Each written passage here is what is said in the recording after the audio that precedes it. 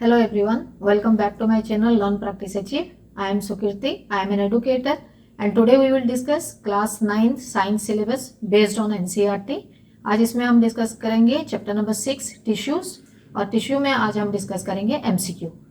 और हम MCQ करते क्यों हैं? क्योंकि MCQ एक तो मार्क फेचिंग है, सेकंड ये है कि अगर MCQ हम प्रिपेयर करते हैं कोई भी चैप्टर के लिए तो चैप्टर का डिटेल जो पार्ट्स है वो हम डिस्कस कर लेते हैं so that you will know all titbits of the chapter. तो आपका चैप्टर भी बहुत अच्छे से प्रिपेयर हो जाएगा अगर आप MCQ बहुत सीरियसली आप समझ के अगर उसको सॉल्व करते हैं तो। So let's start with then question number 16। That smoothens the bone surfaces at joints. Bone surfaces जो होता है उसको स्मूथ करने के लिए क्या हेल्प करता है? So first one is ligament, then tendon, then cartilage, then muscles. Now if you will see this, one bone is this one, another bone is this one. तो ये जो बीच में जो पार्ट देख रहे हो this is the part which help to make the bone smooth. ठीक है, तो आंसर क्या है इसका? Answer is cartilage. तो कार्टिलेज कैसे हेल्प करता है? It provides a silk and bouncy cushion. Cartilage दोनों बोन के बीच में होता है और वो क्या हेल्प करता है? स्लिक एंड बाउंसी कुशन बनाता है दोनों बोन्स के बीच में। तो दो बोन के बीच में जो रबिंग होना चाहिए वो रबिंग नहीं होता। And also the surfaces for articulation and to facilitate the transmission of load with low friction. जब भी हम चलते हैं या कुछ मूवमेंट करते हैं तो वहां पे वो रब नहीं होता क्योंकि वो फ्रिक्शन जो है फ्रिक्शन को लो करता है या कम करता है। Okay, next answer is the incorrect statement about cilia in epithelium. जो इपिथेलियम में जो सिलिया होता है उसके बारे में यहाँ पे कुछ स्टेटमेंट दिया हुआ है, उसमें से जो इनकरेक्ट स्टेटमेंट है उसको उस ऑप्शन को चूज करना है। तो what are those options? It is found in respiratory tract, it helps to push the mucus, both A and B are correct, then none of this. Okay, so this is ciliated epithelium. ये जो ऊपर वाला part है ये सारा this are the cilias present on in the epithelium. ठीक है, उसका फंक्शन क्या है और इनमें से कौन सा इनकरेक्ट है? It is found in respiratory tract, ये ठीक है। Then help to push the mucus, ये भी ठीक है। Both A and B are correct, अगर ए और बी दोनों ठीक है तो सी ऑप्शन भी ठीक है। तो गलत कौन सा हो गया? None of this. Okay, so this is one of the incorrect statement. और इसका फंक्शन क्या है? सिलिया इन द एपिथेलियम क्या काम करता है? It is a hair like structure. अगर आप ये पिक्चर देखोगे तो यहाँ से आपको पता चलेगा these are the hair like structure present on the epithelium and which help in the locomotion and move back and forth to help to remove the particles from our body। जो हमारी body में unnecessary substances हैं उनको throw out करने में this cilia help करता है। ठीक है, it is found in the human respiratory tract.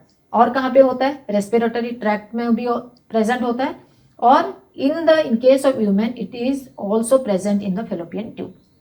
Okay, now question number 18। in desert plants rate of water loss get reduced due to the presence of। जो water loss होता है वो reduce किस वजह से होता है desert plant में? so find out करते हैं। first option cuticle, then stomata, then lignin, then suberin। so in the desert plant mostly cactus plants are found in desert plant। तो क्योंकि desert में water shortage होता है so इसीलिए इसको protect करने के लिए कुछ substance use होता है by which they the loss get reduced। ठीक है, तो क्या ऑप्शन हो सकता है? Answer is cuticle.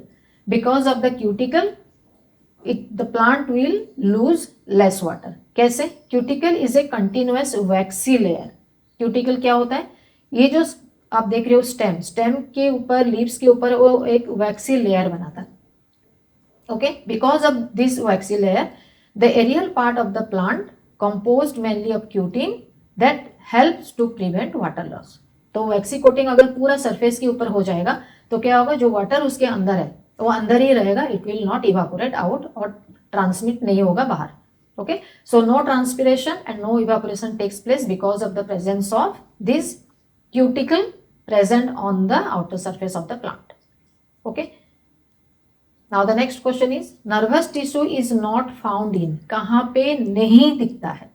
Okay, read the question carefully before answering. तो इसका ए ऑप्शन है brain, then spinal cord, then tendon, then nerves. कहाँ पे नहीं होता है? Nerve cells, these are nerve tissues. Okay, and in which part it is not present? It is not present in tendons. Tendons में क्यों present नहीं है?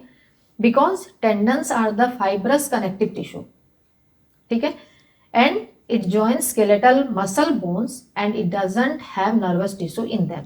Tendon एक अलग टाइप का टिश्यू है, that is the connective tissue, that is fibrous connective tissue, okay, and nervous tissue is another type of tissue, इसीलिए nervous tissue connective tissue के अंदर नहीं होता है। Clear? Then question number 20, tissue found in the tendrils of a climber. Tendrils मतलब क्या है? जो एक स्प्रिंग लाइक स्ट्रक्चर होता है, ठीक है, प्लांट में, plant and leaf stalk of a plant, okay. So what are the options? Parenchyma, collenchyma, vascular tissue and aerenchyma. तो हम पिक्चर देते हैं, दीज आर द टेंड्रिल्स, जो स्प्रिंग लाइक स्ट्रक्चर होता है प्लांट में, by which plant can move upward by holding some other plant. या अगर आप कोई स्टिक लगाते हो तो स्टिक के ऊपर जो घूम के ऊपर चला जाता है, that is known as tendril. तो इसका आंसर क्या है? Answer is collenchyma. Because of the collenchyma the plant they move like this, ठीक है। कोलेन्काइमा का फंक्शन क्या है? The flexibility in the plant is due to collenchyma.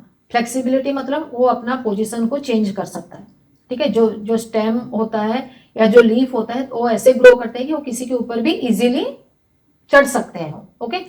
So that is due to collenchyma and it allows bending of various plant parts like tendrils, stems of climbers.